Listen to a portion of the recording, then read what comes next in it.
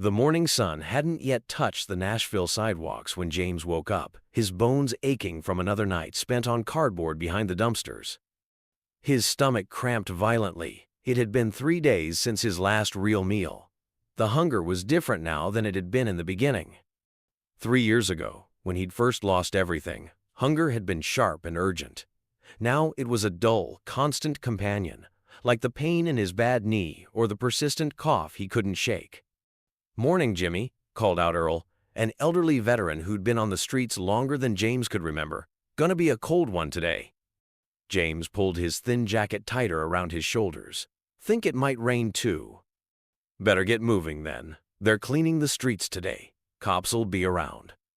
James nodded, gathering his few possessions into his weathered backpack. Inside was a change of socks, his most valuable possession, a dog-eared photo of his old classroom, and a harmonica he couldn't bring himself to pawn. The weight of the backpack felt lighter every month, as if his old life was slowly evaporating. "You heading to your usual spot?" Earl asked, adjusting his own ragged military cap. "Yeah, after I check the dumpsters. Want to come?" Earl shook his head. "VA appointment today. Maybe they'll actually see me this time." James squeezed Earl's shoulder as he passed. "Good luck, old-timer." The streets were starting to wake up as James made his way toward the better part of town. He'd learned which dumpsters to check and when. The Whole Foods usually had decent pickings after they cleared their produce section, and if he got there early enough, sometimes he could find whole loaves of bread that were just a day old. "Hey, you can't be back here!" A new security guard came rushing out the back door of the store, waving his arms. James backed away quickly, hands raised. Sorry, just leaving." "Yeah, you better be. Don't let me catch you again." James limped away as fast as his bad knee would allow, but not before spotting something red in the corner of the dumpster. He'd come back later when the guard changed shifts. He always memorized their schedules. The morning dragged on. James found his usual spot near Music Row, where the tourists sometimes dropped change. He pulled out his harmonica and played a few notes, but his hands were shaking too badly from hunger to make real music. A young woman pushing a stroller stopped in front of him. Her little boy was pointing at the harmonica. "Can you play Baby Shark?" the kid asked excitedly. James managed a smile. "Sorry, buddy, don't know that one. How about some Johnny Cash?" The mother pulled her son away. "Don't talk to him, Tommy. Come on." James watched them go, remembering how parents used to trust him with their children, back when he taught music, back when he was Mr. Mason, not just another homeless man to avoid looking at. Around noon, he made his way back to Whole Foods. The morning guard had left, replaced by Maria, who usually looked the other way if people were quick and didn't make a mess. "5 minutes, James," she said quietly as he passed. "They installed cameras last week." "Thanks, Maria. How's your mom doing?" "Better. The chemo's rough, but she's fighting." Maria glanced at her watch. 4 minutes now." James worked quickly, and there it was, the apple he'd spotted earlier. It was bruised on one side but otherwise perfect. His mouth watered at the sight of it. He grabbed it and a half-crushed box of crackers before giving Maria a grateful nod. Back at his spot, James carefully wiped the apple with his cleanest shirt sleeve. He'd save it for later, when the hunger got really bad. The crackers would help for now. A street musician set up nearby, playing classic rock songs on an electric guitar. The music drew more tourists, which meant more potential for spare change. James watched the crowd grow, remembering when he used to perform himself. He'd had a decent voice once, before the coughing started. "Hey man, you want to make a few bucks?" The street musician called over during a break. "I could use some harmonica on a few blues numbers." James's heart leaped at the chance to play real music again, but his hands were still shaking. Maybe another time, not feeling so good today. The musician nodded understanding. "Offer stands. I'm here most days." As the afternoon wore on, dark clouds gathered overhead. The tourists thinned out, rushing to find shelter before the rain hit. James should have headed to the shelter too, but they required you to line up early to get a bed, and he hadn't made enough money yet to buy food for tomorrow. The first fat drops of rain began to fall just as a fleet of black SUVs pulled up to the curb. James watched with mild interest. This was a common sight on Music Row, probably some record label executives or artists heading to the studios. One of the SUVs stopped right in front of him. The back door flew open and a tall woman stepped out, already arguing with someone on her phone. "No, you don't understand. I can't just change everything because the label wants," her voice broke. "I've been doing this for 15 years. I know what my music needs." She paced back and forth on the sidewalk, seemingly oblivious to the rain now falling steadily. Her mascara was starting to run, but she didn't seem to notice or care. "Fine, fine, but this isn't. I can't." She pulled the phone away from her ear and stared at it, tears mixing with rain on her face. James watched her, recognition stirring in his chest, not of who she was, but of that particular kind of despair. He'd felt it himself the day they'd told him the music program was being cut, that his position no longer existed, the day everything started falling apart. His fingers touched the apple in his pocket. He'd been saving it, dreaming about it all day. But sometimes, he knew, people needed more than just food to keep going. His knee protested as he stood up, reminding him of all the nights spent in the cold. The woman was still standing there, staring at her phone as if it held either salvation or damnation. "Excuse me," he said softly, trying to make his voice sound less rough.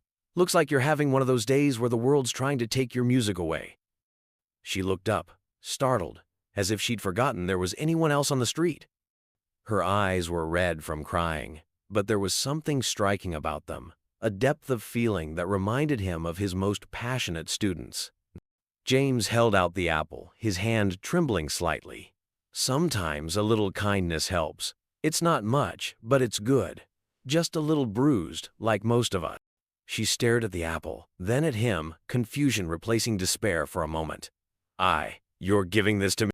"Everyone needs a little grace sometimes," he said, the words coming from some place deep inside him that remembered what it was to be a teacher, to care about someone else's pain more than your own. Her hand shook as she reached for the apple. "I don't even know what to say." "You don't have to say anything. Music's in your voice. I can hear it even when you're arguing. Don't let them take that away." A small, surprised laugh escaped her. "What's your name?" "James. James Mason." "I'm Taylor," she said, looking at him with an intensity that made him want to step back. Would you like to get some coffee? I could really use someone to talk to who isn't trying to get something from me." James hesitated, looking down at his dirty clothes, his unwashed hands. "I'm not really dressed for." "Please," she said, and there was something in her voice, a loneliness he recognized all too well. "I know a quiet place. No one will bother us." The rain was falling harder now, and his spot would be wet for hours. His stomach cramped again, reminding him it had been days since his last real meal. But it wasn't the promise of food that made him nod. It was the music he'd heard in her voice, even through her tears. "Okay," he said, "but you have to eat the apple. No wasting." She smiled then, a real smile that transformed her whole face. "Deal." As they walked toward her SUV, James heard Earl's voice from that morning. "Gonna be a cold one today." But for the first time in a long time, James felt a different kind of warmth, the kind that came from helping someone else, even when you had nothing left to give but a bruised apple and a kind word. He didn't know it yet, but that apple would change everything. For now, though, he was just glad to get out of the rain. The SUV's interior was warm, almost uncomfortably so for James. He tried to sit without touching anything, aware of his wet, dirty clothes on the pristine leather seat. The driver, a professionally dressed man, merely nodded at Taylor's instruction to head to the usual place. "You don't have to do this," James said quietly. It was just an apple." Taylor was turning the fruit over in her hands, examining the bruised spot. "When's the last time you ate, James?" He looked out the window, watching the rain-slicked streets pass by. "Had some crackers earlier." "That's not what I asked." 3 days, maybe 4. The days blur together sometime. Taylor's grip on the apple tightened. "Why did you give this to me then?" "Because you needed it more." James turned back to her. Food feeds the body, but sometimes the soul needs feeding first. I saw myself in you back there, that moment when you feel like everything you love is being taken away.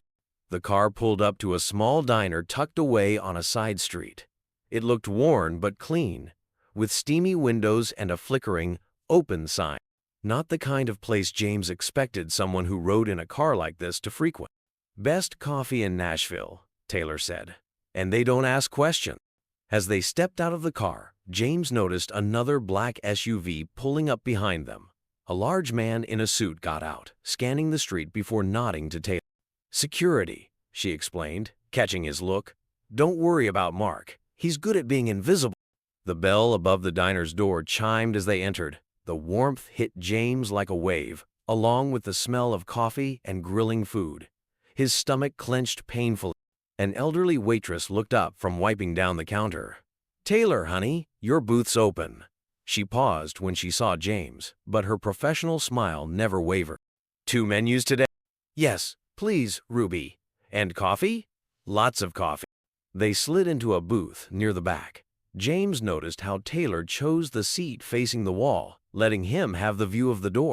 Little things like that told him she was used to being recognized, even if he didn't know why. Ruby brought their coffee quickly. James wrapped his hands around the hot mug, letting the warmth seep into his stiff fingers. The coffee looked real, not the watered-down stuff they served at the shelter. "Order whatever you want," Taylor said, still holding the apple. "Actually, order several things. I always take leftovers home." James looked at the menu, the prices making his head spin. "I can't." "James." Her voice was firm but gentle. "You gave me your last apple. Let me give you a meal." He nodded, throat tight. When Ruby came back, he ordered a full breakfast, eggs, bacon, pancakes, the works. Taylor smiled approvingly and ordered a grilled cheese with tomatoes. "So," she said once Ruby had gone, "you mentioned music being taken away. Were you a musician?" "Music teacher," he corrected. "Taught at Carter Elementary for 12 years. Piano, guitar, basic music theory. Had a choir too." "What happened?" James took a long sip of coffee. "Budget cuts. They said music was a luxury they couldn't afford anymore. Tried to find another teaching position, but schools everywhere were cutting arts programs. Then the medical bills hit." "Medical bill?" He gestured to his knee. "Fell on some ice that winter. No insurance by then. Couldn't afford the surgery it needed. Lost my apartment when the savings ran out. You can survive a lot of things, but once you lose your address." He shrugged. "Nobody wants to hire a teacher who can't prove where he lives." The food arrived, steam rising from the plates. James tried to eat slowly, to maintain some dignity, but the smell was overwhelming. Taylor pushed her soup aside, watching him with an expression he couldn't quite read. "The apple," she said suddenly. "Where did you get it?" James paused, a forkful of eggs halfway to his mouth. "Does it matter?" "It matters to me." He set the fork down. "Dumpster behind Whole Foods. But it was still good. I checked it carefully. I wouldn't have given it to you if it wasn't safe." To his surprise, tears welled up in her eyes again. "You gave me your last piece of food you had to dig out of the trash, because I was crying about my career?" "You weren't crying about a career," James said softly. "You were crying about your music. There's a difference. I know that difference." Taylor wiped her eyes with a napkin. "Tell me about your students. What did you teach them?" James let the warmth of his third cup of coffee seep into his hands. The diner had grown quieter as the lunch rush ended, leaving just a few regulars scattered among the worn booths. His plate was clean. He'd eaten every crumb, though he'd tried to pace himself, to remember what it was like to eat at a table instead of huddled in a doorway. "You never finished telling me about your choir," Taylor said, stirring her untouched soup. She'd spent the last hour asking him questions about teaching, genuinely interested in his methods, his students, his philosophy about music education.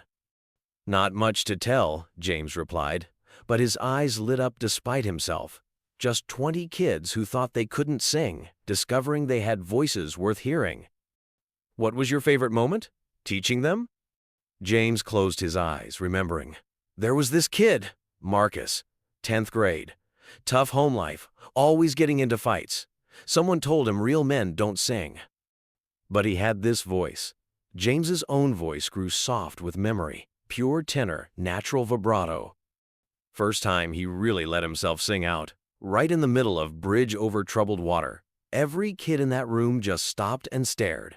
After that, nobody gave him grief about singing. He got a scholarship to study music at Belmont. Where is he now? Don't know. Lost track after. James gestured vaguely at himself, at his ragged clothes. Hard to keep in touch when you don't have a phone. Sometimes I walk by the school, though. Hear them trying to do music class without instruments. Budget cuts took those too. Ruby, the waitress, came by with more coffee. You two need anything else? Kitchen's switching over to dinner menu soon. I'm good, James said quickly, not wanting to impose further. Taylor opened her mouth to protest, but was interrupted by the clatter of dishes dropping in the kitchen. Through the serving window, they could see a young dishwasher staring at their booth, phone in hand. "Oh my God," the kid whispered, "loud enough to carry. Is that really?" Ruby turned, following his gaze, and her professional composure cracked. "Sweet Jesus," she breathed. "You're Taylor Swift." The name hung in the air like a thunderclap. James felt the atmosphere in the diner shift instantly. The few other customers turned to stare. Someone's phone camera flashed. James looked at the woman across from him, really looked at her for the first time. The oversized sunglasses were gone, her blonde hair was pulled back in a simple ponytail, and her makeup had mostly been cried off in the rain. But now that he knew to look, he could see it. This was the face he'd seen on magazine covers at the grocery store, on billboards, on his students' t-shirts. He'd given Taylor Swift a dumpster apple. His hand jerked, spilling coffee on the table. "I'm sorry, I didn't. I should go." He started to stand, his bad knee protesting the sudden movement. "James," her voice cut through his panic, "please don't." "But you're still the same person who needed kindness an hour ago." Her eyes pleaded with him. "Please stay." Ruby approached the table cautiously, coffee pot still in hand. "I'm so sorry, Miss Swift. I'll tell everyone to give you privacy." "Thank you, Ruby." Taylor's voice was kind but firm. "And it's just Taylor, remember? Like always." James slowly sank back into his seat, his mind racing. The diner, the security guard outside, the way she'd chosen the seat facing away from the door. Like always, she'd said, this was her regular place, somewhere she could be almost normal. And he'd walked in here looking like this, smelling like the streets.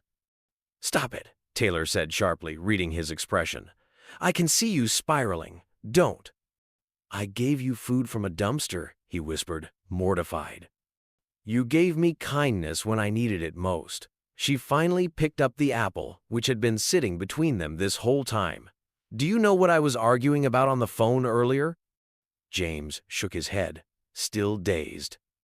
"The label wants me to change my sound. Again, make it more commercial. They're pushing for more producers, more writers, more everything. Everything except what makes the music real." She turned the apple in her hands. "I've been fighting this battle for 15 years, trying to keep my music authentic while everyone around me wants to polish it until it shines but doesn't mean anything anymore." "That's why you were crying," James said slowly. "Yes. And then this homeless man gives me his last apple because he saw I was hurting. Didn't know who I was, didn't want anything from me, just pure kindness." She smiled sadly. "Do you know how rare that is in my world?" A young woman approached their table hesitantly, phone clutched in her hand. "I'm so sorry to interrupt, but—" "Not now, please," Taylor said firmly. "I'm having an important conversation with my friend." The woman backed away, but James could see more phones being raised around the diner. The quiet bubble they'd existed in for the past hour was dissolving. "We should go," Taylor said, noticing it too. "Mark can take us somewhere quieter." "Us?" James asked, startled. "Look, I appreciate the meal, but you don't have to." "When's the last time you played piano?" The question caught him off guard. "What?" "Piano. When did you last play?" 3 years, give or take. Not many pianos available when you're—" He gestured at himself again. Taylor pulled out her phone, fingers flying over the screen. "My studio is 10 minutes from here. There's a Steinway that hasn't been touched by anyone but technicians for months. She looked up at him. "Play for me?" "I can't. My hands." He held them up, showing how they shook. "Streets aren't kind to musicians." "Try, please." She leaned forward. "You've spent the last hour telling me about teaching music, about helping kids find their voices. I want to hear yours." James stared at his trembling hands. He should say no, should walk away before this got any more surreal. He'd already embarrassed himself enough for one day. But God, how he missed playing. "One song," he said finally. "But I need to wash up first, and I don't want charity." "Good thing I'm not offering any." Taylor stood up, dropping several $100 bills on the table. "I'm offering an audition." "An audition? For what?" "Let's find out." She picked up the apple and put it carefully in her purse. "After you play for me." As they walked toward the door, the whispers and phone cameras following them, James heard Ruby call out, "Come back soon, Taylor. Bring your friend. He's good people." Outside, the rain had stopped. The late afternoon sun broke through the clouds, turning the wet streets to gold. Mark held the car door open, his expression professional but curious. "Studio?" Taylor asked as they slid into the back seat. James looked out the window at his usual spot on the street, now occupied by a young busker with a guitar. The kid was playing "Shake It Off." The irony was not lost on him. "Studio," he agreed, even as his mind screamed that this couldn't be real. That he'd wake up behind the dumpster, the apple still in his pocket, this all just a hunger-induced dream. But Taylor was already on her phone again. "Sam, clear the afternoon schedule and find me everything you can about music education programs in Nashville public schools for the past 5 years. Yes, it's important. No, it can't wait." She hung up and turned to James. "Tell me more about Marcus, the one with the tenor voice. What exactly did you see in him that nobody else did?" As the car pulled away from the curb, James began to talk. About Marcus, about all his students, about the way music could save a soul if you just gave it a chance. He didn't notice that his hands had stopped shaking. Behind them, the busker started another Taylor Swift song. But for the first time in 3 years, James wasn't thinking about how much money was in the guitar case. He was thinking about chord progressions, about vocal exercises, about the way music felt under his fingers. The apple sat in Taylor's purse, a reminder that sometimes the smallest acts of kindness could unlock doors you never even knew existed. But James didn't know that part yet. Right now, he was just trying to remember if you were supposed to bow before or after playing a Steinway. "James?" Taylor interrupted his thoughts. "What are you thinking about?" He looked at his dirty clothes, then at her earnest face, and decided to be honest, wondering if I remember how to be a teacher instead of just a survivor. "From what you've told me about your students, I don't think there's much difference." She smiled. "Teachers survive so their students can thrive." The car turned onto Music Row, passing studios where James had often sat hoping to hear distant music through the walls. Now he was going inside one, to play, to maybe even teach again. All because of a bruised apple and a moment of kindness. "Taylor?" he said quietly. "Yes?" "Thank you for not just being Taylor Swift." She pulled the apple from her purse, looking at it thoughtfully. "Thank you for not knowing who I was until it didn't matter anymore." The car slowed to a stop outside a modern building with no signage, just tinted windows and a keypad entry. Mark opened the door and James stepped out into a world he'd watched from the sidewalk for 3 years. "Ready?" Taylor asked. James thought about Marcus, about his choir, about all the music he'd carried inside him even when he had nothing else. "Ready," he said, and followed her through the door. The lobby was understated but pristine. James became acutely aware of his worn shoes leaving slight marks on the polished floor. A young woman at the reception desk did a double take when she saw Taylor, then a triple take when she saw James. "Ms. Swift, we weren't expecting." "It's fine, Amanda," Taylor interrupted smoothly. "Is Studio B open?" "Yes, but—" "Perfect. No calls or interruptions for the next 2 hours, please." Taylor led James down a hallway lined with framed platinum records. He tried not to look at them, focusing instead on not limping too obviously. His knee was screaming after all the walking.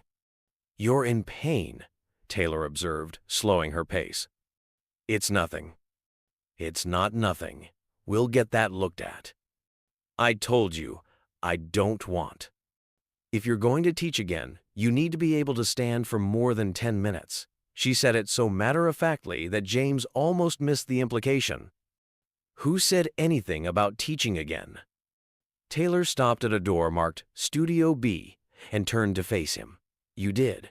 Every time you talked about your students. Every time your eyes lit up explaining how you helped them find their voice. She swiped a keycard. You never stopped being a teacher, James. You just lost your classroom. The studio door opened to reveal a space that made James's breath catch.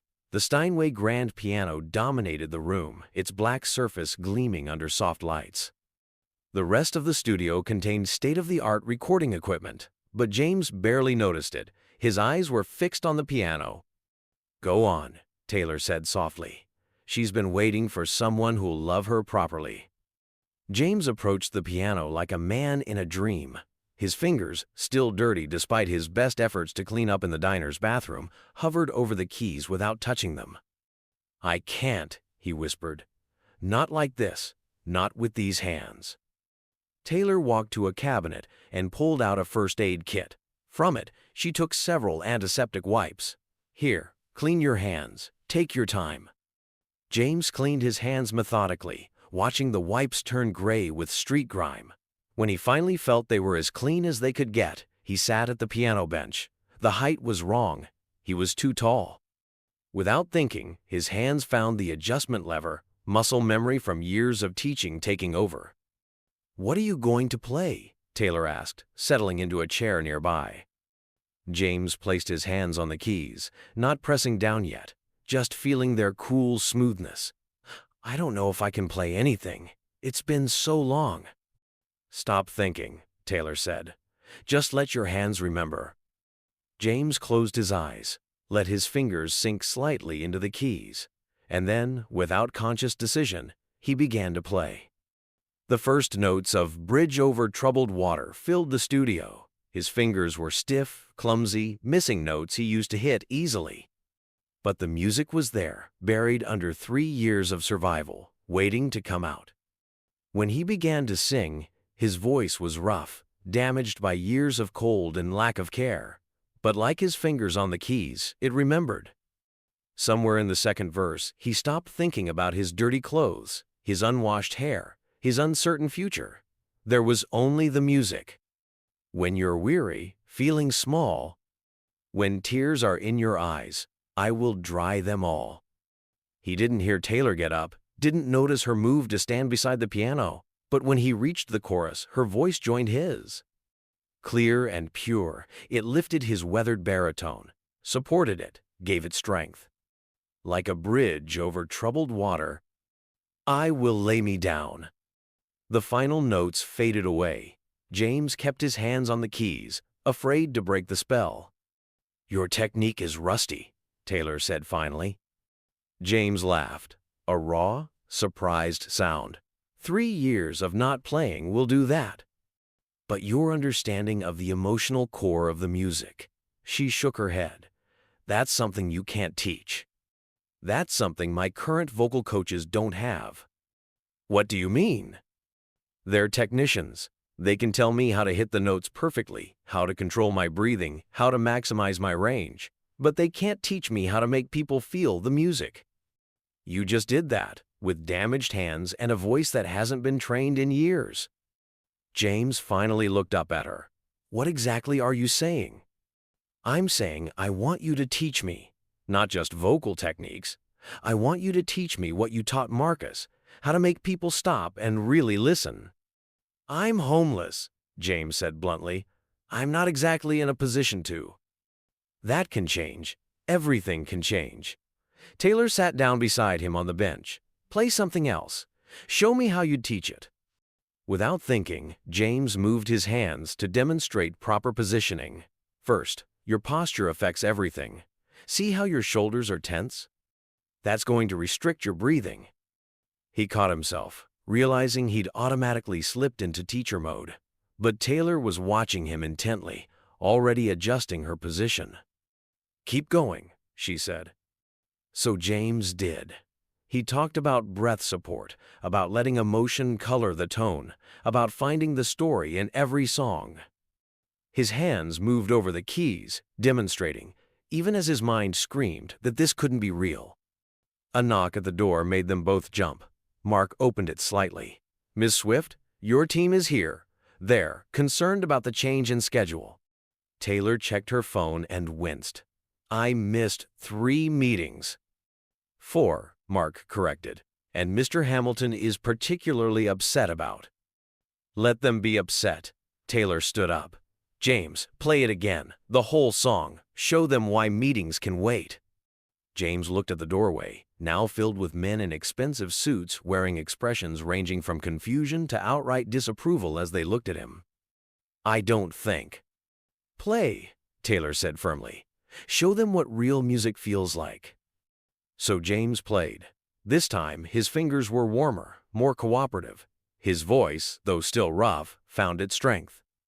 And when Taylor joined in again, he heard what she was talking about. All the perfect technique in the world couldn't match the raw emotion of 2 people singing from their souls. When the last note faded, the studio was silent. "That," Taylor said to her team, "is what our music is missing. And that's why all your meetings just got canceled." One of the men in suits stepped forward. "Taylor, you can't be serious. This man is." "This man," Taylor interrupted, "is James Mason. He taught music for 12 years until budget cuts destroyed arts education in our schools, and he's going to teach me how to make music that matters again." "But he's currently unhoused?" "Yes, we're going to fix that." She turned to James. "Unless you'd rather go back to your spot on the street?" James looked at his hands on the keys. They were steadier now, as if the music had reminded them of their purpose. "No charity," he said again. "No charity," Taylor agreed. "Just music, just teaching. The rest is logistics." The men in suits were whispering urgently among themselves. James could imagine what they were saying, the PR nightmare, the risk, the impossibility of it all. But Taylor was looking at him like he was already her teacher, already worth listening to. And his hands remembered the weight of the apple in his pocket, the simple act of kindness that had led him here. "One condition," he said. "Name it." "When I'm back on my feet, we find a way to help other musicians who've fallen through the cracks. No one should lose their music just because they lost everything else." Taylor smiled, and for a moment she wasn't a superstar, just a student eager to learn. "Deal.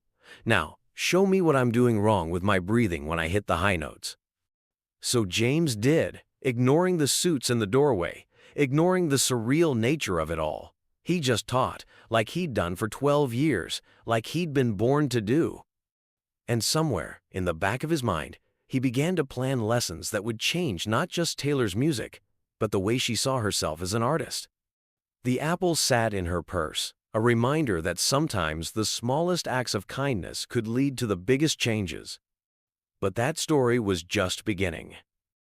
The morning sun streamed through the studio windows, casting long shadows across the Steinway. James stood in the doorway of Studio B, wearing clothes that still felt foreign to him, clean jeans and a simple black button-down shirt that Taylor's team had brought him last night, along with a room at a nearby hotel. "Just until we figure things out," they'd said, as if housing a homeless man was a normal part of their job. He'd barely slept, despite the soft bed. 3 years of staying alert for danger had trained his body to resist comfort. Instead, he'd sat in the hotel room shower for nearly an hour, watching 3 years of street life swirl down the drain. Then he'd stared in the mirror, barely recognizing the man looking back at him. "You're early," a voice said behind him. Taylor stood in the hallway, holding 2 cups of coffee. "Couldn't sleep either?" James accepted one of the cups gratefully. "Kept thinking I'd wake up back behind the dumpster." "But you didn't." She stepped into the studio. "You're here, and today you're going to show everyone why." The studio looked different in the morning light. Less magical, more real. The reality of what he was about to do hit him hard. "Taylor, this is crazy. Your team is right. I'm not qualified to." "Play something," she interrupted. "Right now. Before your brain convinces your heart it can't." James set his coffee down and moved to the piano. His hands were steadier today, thanks to real food and warmth, but his mind was racing. What if yesterday had been a fluke? What if? "Stop thinking," Taylor said, echoing her words from yesterday. "Just play." His fingers found the keys, and this time, they chose something different. The opening notes of Hallelujah filled the room, not the popular version, but the way he used to teach it to his advanced students, with complex chord voicings that made each verse tell its own story. "Secret chord progression," a new voice said from the doorway. "Interesting choice." James's hands froze on the keys. A man in his 60s stood watching, his gray hair styled impeccably, his casual clothes probably worth more than James used to make in a month. "David," Taylor said warmly, "you came. When you tell me you found someone who understands the soul of music, I come." The man, David, walked into the studio. "Don't stop playing. That progression you were using, show me where you were going with it." James looked at Taylor, who nodded encouragingly. He turned back to the piano and began again, this time letting his teaching instincts take over. "The traditional progression is beautiful," he explained, demonstrating the standard chords. "But if you alter it like this," his fingers shifted, adding subtle changes that made the familiar melody haunt in a different way. Now each verse can have its own emotional signature. The same words mean something different each time. David pulled up a chair. "Show me what you do with the bridge." For the next hour, James forgot about his circumstances, forgot about the audition, forgot about everything except the music. He and David talked theory, demonstrated variations, debated the emotional impact of different arrangements. Taylor sat quietly, watching them with a small smile. Finally, David turned to her. "Where did you find him?" "He found me, gave me an apple when I was having the worst day of my month." David raised an eyebrow. "An apple?" "It was bruised," James said quietly, "like most of us." David studied him. "You know who I am?" James shook his head. "David Foster. I've produced a few albums you might have heard of." James's hand slipped off the keys with a discordant clang. David Foster, legendary producer, winner of 16 Grammy Awards, the man who had shaped the careers of some of the biggest names in music. I should have recognized."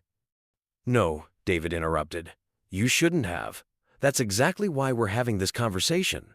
He turned to Taylor. "You said he was a teacher?" "Music education. 12 years until budget cuts." "What did you teach them, besides notes and theory?" James thought about his students, about Marcus and all the others. "I taught them that music isn't about being perfect, it's about being real. About finding your voice and having the courage to use it." "Even if it's rough?" David gestured at James's still healing hands. "Even if it's damaged?" "Especially then."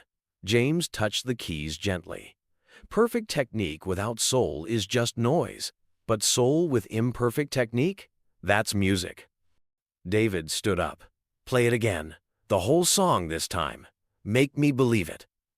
So James played. His technique was still rusty. His voice still bore the scars of street life, but he put everything he had into the performance. When he sang about love and loss, about faith and doubt, he sang from a place of having lost everything but still believing in the power of a simple act of kindness. When he finished, David was silent for a long moment.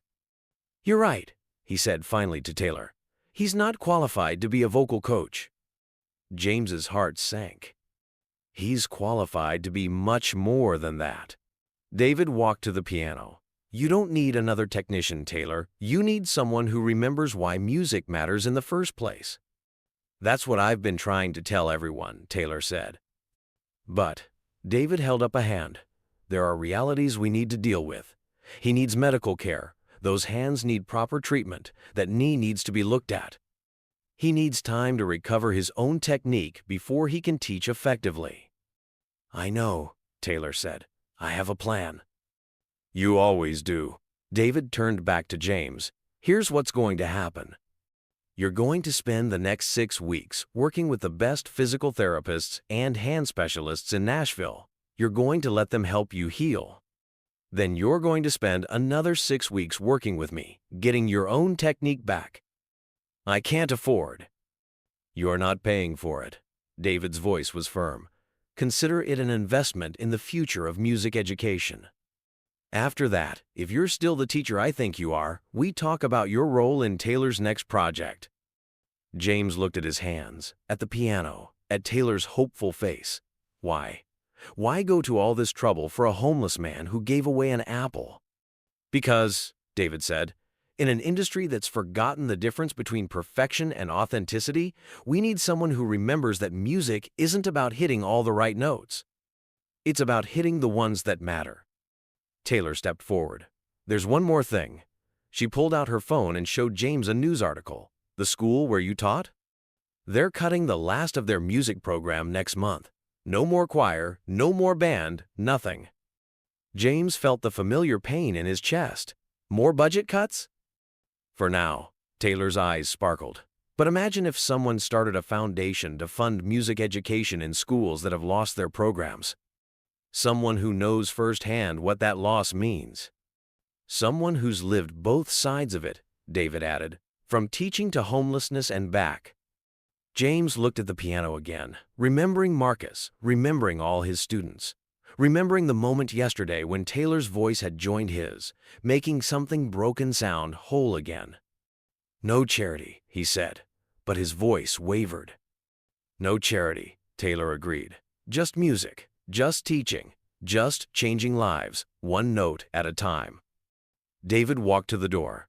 Play it one more time. Show me what you'd teach Taylor about finding the story in the song. James positioned his hands over the keys, then stopped. Taylor, would you sing it with me, the way we did yesterday? She moved to stand beside the piano. Ready when you are, teacher. The word hit him hard. Teacher. Not homeless man, not charity case. Teacher. So James began to play, and as Taylor's voice joined his, he started to teach, really teach, for the first time in 3 years. He showed her how to find the pain in the lyrics, how to let her voice crack in just the right places, how to make every word matter. David watched them work, a small smile on his face. When they finished, he nodded once and left without another word. Did I pass? James asked quietly. Taylor picked up the apple from yesterday, which she'd placed on top of the piano. You passed the moment you gave this to a stranger in pain, not caring who she was or what she could do for you. And now? Now you heal. You get stronger. You remember who you are. She set the apple back down, and then you help me remember who I am too. James looked at his reflection in the piano's glossy surface. The man looking back at him wasn't the same one who'd woken up behind a dumpster yesterday morning. He was someone else, someone he'd thought was lost forever. He was a teacher again. And somewhere in Nashville, a school was about to lose its music program. But not for long, not if he had anything to say about it. All right, he said, straightening his back the way he used to do before class. Let's start with breathing exercises. Everything in music begins with breath. Taylor sat down beside him, and for the first time since he'd lost everything, James felt truly at home. The apple watched from atop the piano, its bruises now a reminder not of damage, but of healing. Before we continue, Taylor said, reaching for a folder on the piano, there's something you need to see. She pulled out several papers. These are the standard contracts. Employment agreement, NDA, medical coverage. James stared at the stack of papers. That's a lot. Welcome to the music industry. She smiled, but then grew serious. There's something else we need to discuss, the press. James's stomach tightened. He hadn't thought about that. They're going to find out, Taylor continued. They always do. And when they do, they'll dig into everything. Your past, your homelessness, every detail they can find. Is that going to be a problem for you? James asked. Having someone like me associated with your name? Taylor's eyes flashed. Someone like you? You mean someone who gave away his last possession to help a stranger? Someone who taught kids to believe in themselves through music? Someone who kept his humanity even when the world took everything else? You know what I mean. The headlines won't be kind. Let them come, she squared her shoulders. But you need to be prepared. They'll try to make it a publicity stunt. They'll say I'm exploiting you, or that you're taking advantage of me. They'll try to turn kindness into something ugly, James finished. I remember how they treated Marcus when he got his scholarship. Some people couldn't believe a kid from his background deserved it. Exactly. Taylor leaned forward. So here's what we're going to do. We tell the story on our terms. No hiding, no shame. Just the truth about the apple, about music education, about second chances. A knock at the door interrupted them. A young woman from Taylor's team entered, carrying a laptop. Sorry to interrupt, but you need to see this. She set the laptop down, showing them a social media feed someone at the diner posted about yesterday. The post was already going viral. Taylor Swift having lunch with homeless man at Ruby's. Anyone know the story? Below it were hundreds of comments, some supportive, others suspicious or cruel. James felt his chest tighten as he read them. Publicity stunt. Poor guy probably didn't even know who she was. What's she doing with someone like that? This is so staged. But there were other comments too. He used to teach at Carter Elementary. Best music teacher ever. OMG, that's Mr. Mason. He taught my brother. Wait, he's homeless? What happened to him? Taylor closed the laptop. See, the truth is already out there. Your students remember you. James sat heavily on the piano bench. I never wanted them to know, to see me like this. Like what? Like someone who survived? Like someone who's about to help change music education in Nashville? Taylor's voice was fierce. Your story isn't about falling, James. It's about getting back up. He touched the piano keys lightly, not playing, just feeling their solidity under his fingers. You really want to do this? Risk your reputation on a homeless music teacher? First of all, you're not homeless anymore. As of today, you have a job and a place to live. She pushed the contracts toward him. Second, my reputation can handle it. And third, she picked up the apple. This is bigger than either of us now. Another knock at the door. This time it was David, returning with a man in a medical coat. James, this is Dr. Chen. He specializes in hand rehabilitation for musicians. David gestured to James's hands. He's going to examine you, see what we're dealing with. Dr. Chen pulled up a chair. May I? He asked, reaching for James's hands. James nodded, letting the doctor examine his fingers, his joints, the way his hands trembled slightly. Nerve damage from exposure, Dr. Chen murmured. Some arthritis setting in, but he manipulated James's fingers gently. The underlying structures are good. With proper treatment, physical therapy, the right medications. He looked up. 6 weeks might be optimistic, but we can get you playing properly again. And his voice? Taylor asked. That's Dr. Martinez's territory. She'll be here this afternoon. David checked his phone, along with the knee specialist, the nutritionist, and the physical therapist. James felt overwhelmed. This is too much, too fast. No, Taylor said firmly, this is exactly fast enough. Because next month Carter Elementary is going to announce the end of their music program. And you're going to be ready to do something about it. How? James asked. One person can't. But you're not one person anymore. Taylor stood up. You're going to be the face of music education reform in Nashville. Your story, from teacher to homeless to redemption, is going to make people care. And while they're caring, we're going to be building something real.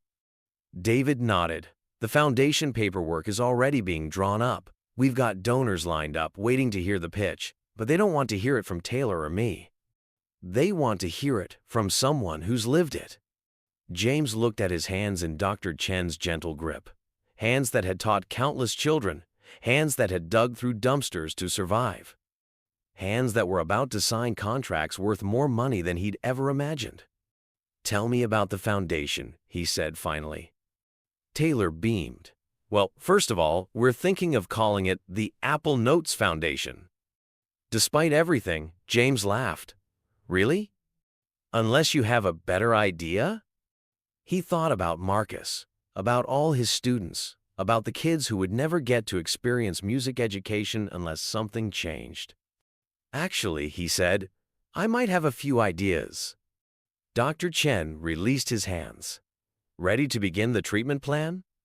James flexed his fingers, feeling the stiffness, the damage, but also the potential for healing. "Yes," he said, "I've got music to teach." Taylor picked up a pen and held it out to him. "Then let's make it official." As James reached for the pen, he caught his reflection again in the piano's surface. The man looking back at him now had purpose in his eyes, had hope. The apple sat on the piano, watching it all, its bruises catching the morning light, a reminder that sometimes the most damaged things have the most to give. 1 year later, James stood in front of the mirror in his apartment, adjusting his tie. The reflection still surprised him sometimes, clean-shaven, hair neatly trimmed, wearing a charcoal suit that actually fit. The tremor in his hands was gone, thanks to months of intensive therapy. His knee, properly treated and rehabilitated, barely bothered him anymore. His phone buzzed with a text from Taylor. "Ready for today?" He typed back, "As ready as I'll ever be." Today was the day. After a year of preparation, healing, and hard work, they were announcing the Apple Notes Foundation at Carter Elementary, his old school. The place where everything had ended, and where it would begin again. Another text from Taylor, "Bringing coffee, and guess what?" James smiled. "An apple?" "Always. See you in 20. He walked to his piano, not the Steinway from the studio, but a beautiful, upright Taylor had insisted on getting him when he moved into the apartment. His fingers found the keys automatically, playing a few warm-up exercises Dr. Chen had taught him during his rehabilitation. The past year felt like a dream sometimes. The medical treatments had been grueling physical therapy for his knee, special exercises for his hands, vocal rehabilitation that sometimes left him frustrated to tears. But slowly, day by day, he'd healed. Teaching Taylor had healed him too, in a different way. She'd been right. She didn't need another technical coach. She needed someone who understood the soul of music, who could help her find the perfect imperfections in her voice that made her songs real. A knock at the door interrupted his practice. Taylor stood there holding coffee and, true to tradition, an apple. "I got the final numbers from the foundation board," she said, handing him the coffee. "Want to guess how many schools we're starting with?" James took a sip. "Tell me." 15. Her eyes sparkled. 15 schools in Nashville will have fully funded music programs by the end of the year. And that's just the beginning. James sat down heavily on his piano bench. 15? Your story touched people, James. The interviews, the documentaries, people saw what music education really means, and they wanted to help. The media coverage had been intense at first. Just as Taylor had predicted, some had tried to paint it as a publicity stunt. But they'd told their story honestly, about the apple, about kindness, about the importance of arts education, and people had listened. "Did you see the latest piece?" Taylor pulled out her phone, showing him a headline. "From Homeless to Harmony, How One Teacher's Act of Kindness is Changing Music Education." "Still feels surreal," James admitted. "A year ago, I was sleeping behind a dumpster. And now you're about to announce a multi-million-dollar foundation for music education." Taylor sat beside him at the piano. "Play our song?" Their song. The arrangement of "Bridge Over Troubled Water" they'd worked on together. The one that had convinced David Foster that James was more than just another vocal coach. They'd performed it at several fundraising events for the foundation, their voices blending in a way that spoke of both polish and authenticity. As James played the opening notes, Taylor studied him.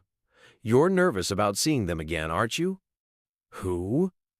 "Your old students, your colleagues, The people who knew you before. James's fingers faltered slightly on the keys. What if they judge you? The man who lost everything but never lost his love of teaching? The man whose simple act of kindness created something that's going to help thousands of kids? Taylor shook her head. They're proud of you, James. Check your email. He pulled out his phone, opening his email to find a message from Marcus, his former student, the one with the natural tenor voice. Mr. Mason. I'll be there today. Flew in from New York just for this. Remember when you told me that music could save a life?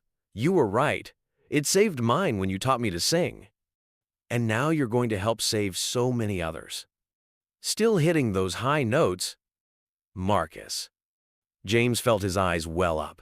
Taylor pretended not to notice, focusing on adjusting her sheet music. We should head to the school, she said after a moment. The press will be setting up soon. James stood, straightening his tie again. Taylor? Thank you. For everything. She picked up the apple from his piano. Thank you for the apple. For showing me that sometimes the most important music comes from a place of complete authenticity. She grinned. Even if that place is a dumpster. The drive to Carter Elementary was quiet. James watched the familiar streets pass by, remembering how he used to walk them when he couldn't afford bus fare. Past the diner where everything had changed. Past his old spot on the street, now occupied by a young musician playing guitar. Stop the car, he said suddenly. The driver pulled over. James got out, walked to the young musician, and dropped a $100 bill in his guitar case. Keep playing, he said. Music matters. Back in the car, Taylor was smiling. You do that a lot, don't you? Every chance I get. James looked back at the guitarist. You never know when someone needs to hear that they matter. Carter Elementary hadn't changed much. The same brick building, the same worn steps, the same hopeful feeling as he walked through the doors. But this time he wasn't coming to teach. He was coming to make sure others could. In the auditorium, a small stage had been set up. The press was already gathering, cameras being positioned, microphones tested. But what caught James's eye was the group of people standing to the side, his former colleagues, his old students, faces he hadn't seen in 3 years. Marcus stepped forward first. Mr. Mason. James held out his hand, but Marcus pulled him into a hug instead. Still hitting those high notes? Thanks to you. Marcus stepped back, gesturing to the others. We all came, everyone you taught who could make it. One by one, they came forward. Former students, now grown. Colleagues who had lost touch. Even Earl, the homeless veteran, cleaned up and wearing a new suit provided by the foundation. You did good, Jimmy, Earl said gruffly. Real good. The principal, Mrs. Rodriguez, was the last to approach. Welcome home, James.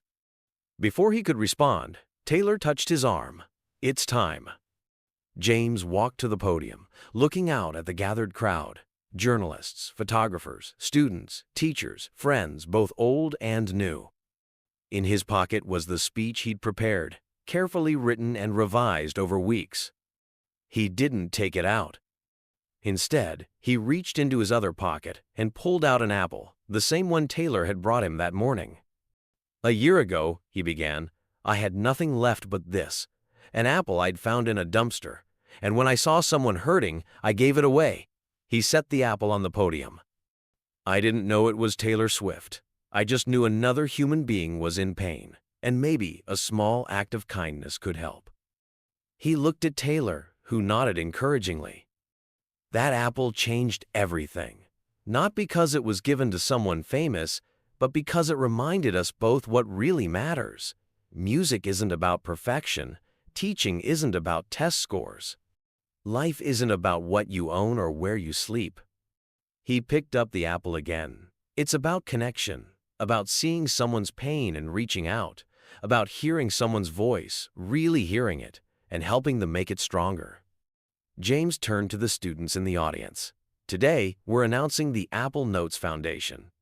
Thanks to incredible donors and supporters, we're going to make sure that every child in Nashville has the chance to find their voice through music, starting with 15 schools this year and more to come. The applause was thunderous, but James held up his hand. But this isn't just about money. It's about remembering why music education matters, why arts matter, why teaching matters. He looked at Marcus, at his former students, at Taylor. Sometimes life takes everything from you. Sometimes you end up sleeping behind a dumpster, thinking your music is gone forever. But if you've taught someone else to sing, if you've helped someone else find their voice, that music lives on. It multiplies. It comes back to you when you least expect it. James held up the apple one last time. So today, we're not just starting a foundation. We're making a promise. To every student who dreams of music, to every teacher fighting budget cuts, to every person who thinks their voice doesn't matter. He set the apple down gently. Your voice matters. Your music matters. And we're going to make sure you have the chance to be heard. The applause was deafening this time. James felt Taylor's hand slip into his, squeezing gently. Marcus was wiping his eyes. Earl was beaming with pride. Later, after the speeches and interviews were done, after the photos had been taken and the papers signed, James stood alone in his old classroom. The piano was gone, the music stands packed away, but the memories remained. Taylor found him there, holding another apple. Ready to go? We've got that benefit concert to prepare for. James touched the empty piano bench one last time. Yeah, I'm ready. As they walked out, Taylor handed him the apple. Your turn to give it away. James smiled, already knowing exactly who would receive it. A young student he'd seen earlier, watching the proceedings with hungry eyes and tapping fingers. Sometimes the smallest acts of kindness could change everything, but only if you were brave enough to give away your last apple. And James Mason, teacher, musician, survivor, was ready to teach that lesson again and again. After leaving his old classroom, James and Taylor made their way to the school's cafeteria, where a small reception was being held. David Foster was there, deep in conversation with several potential donors. He waved them over. James, these people want to hear about your vision for the Foundation's mentorship program. The mentorship program had been James's idea, pairing professional musicians with students from underprivileged backgrounds. It was more than just music lessons. It was about showing kids that their dreams were valid, no matter where they came from. Actually, James said, I think Marcus should tell them about it. He gestured to his former student, who was chatting with some current Carter Elementary students. He lived it. Marcus joined them, standing tall in his Juilliard sweatshirt. Mr. Mason gave me more than music lessons. He told the donors. He showed me I had value when nobody else did. That's what this foundation is about. One of the donors, a woman in an elegant suit, leaned forward. And how do you plan to measure success? James was about to answer with statistics and projections, but Marcus spoke first. Come with me, he said, leading them to where a group of current Carter Elementary students were gathered around the cafeteria's old upright piano. A young girl, no more than 12, sat at the keys. Her clothes were worn, her shoes had holes, but her fingers moved with natural grace as she played a simple melody. This is Sophia, Marcus said. Show them what Mr. Mason taught you today. Sophia looked nervous, but James gave her an encouraging nod. She began to play Bridge Over Troubled Water, the same arrangement he and Taylor had made famous over the past year. Then she began to sing, her voice small but pure. Taylor quietly joined in, harmonizing, showing rather than telling what the foundation could do. The donors were silent when the song ended. The elegant woman wiped her eyes discreetly. How much do you need to expand to 30 schools instead of 15? She asked. Later, as the reception wound down, James found himself back in the hallway, looking at the faded music notes painted on the walls. Ruby from the diner had catered the event. Her small business had grown significantly since the Taylor Swift diner story went viral. Penny for your thoughts? Taylor appeared beside him, holding 2 coffee cups from Ruby's. Just thinking about how much can change in a year. He accepted the coffee. You know, some mornings I still wake up expecting to be behind that dumpster. But you're not. No. Instead, I'm here, starting a foundation, teaching again. He shook his head. Sometimes I wonder if I deserve all this. Remember what you told me during our first real lesson? Taylor asked. About authenticity? That it's not about deserving. It's about being real. Exactly. She pulled out her phone. Speaking of real, have you seen the latest enrollment numbers for music programs in Nashville? Before she could show him, they were interrupted by Earl, who was talking to a group of veterans in suits, representatives from a veterans music therapy program that wanted to partner with the foundation. Jimmy, Earl called out, these folks want to know about expanding to VA hospitals. James joined them, listening as Earl explained how music had helped him cope with PTSD, how having a purpose, helping other veterans find their voice through music, had given him a reason to keep going. We're not just saving music programs, Earl told the representatives. We're saving lives. The day continued with more meetings, more plans, more hope. By evening, James was exhausted but fulfilled. He stood outside the school, watching as the last cars left the parking lot. Need a ride? Taylor asked, but James shook his head. Think I'll walk. Clear my head. You sure? He patted his pocket, feeling his wallet, his phone, his keys, still strange after so long with nothing. Yeah, I need to do this. James walked his old route home, past the spots where he used to sleep, past the dumpsters he used to search. He stopped at his former corner, now occupied by a young woman playing violin. She was good, but her technique was raw, unpolished. He could hear the talent underneath the rough edges. Your bow hold, he said, dropping a business card in her case along with some cash. Come by the foundation tomorrow. We'll work on it. She stared at the card, then at him. You're the Apple guy, the one from the news. I'm a teacher, he corrected. Who happens to know what it's like to play on these streets? Back at his apartment, James found a package waiting at his door. Inside was a crystal apple paperweight with an inscription. Sometimes the smallest acts of kindness change everything. His phone buzzed with a text from Taylor. Ready for tomorrow's lesson? Bringing coffee, and guess what? James smiled, placing the crystal apple on his piano. Let me guess, an apple? Always, some things never change. But some things did change. James looked around his apartment. At the piano, the framed photos of his students, the foundation paperwork spread across his desk. At the crystal apple catching the last light of day. He sat at the piano and began to play, his hands strong and sure. The music flowed freely now, no longer trapped behind walls of pain and survival.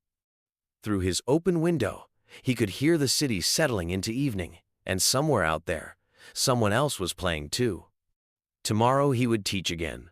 Tomorrow he would help others find their voice. Tomorrow he would give away more apples. But tonight, he just played, letting the music say everything his heart was too full to speak. And in that moment, James Mason, teacher, musician, survivor, giver of apples, was exactly where he was meant to be.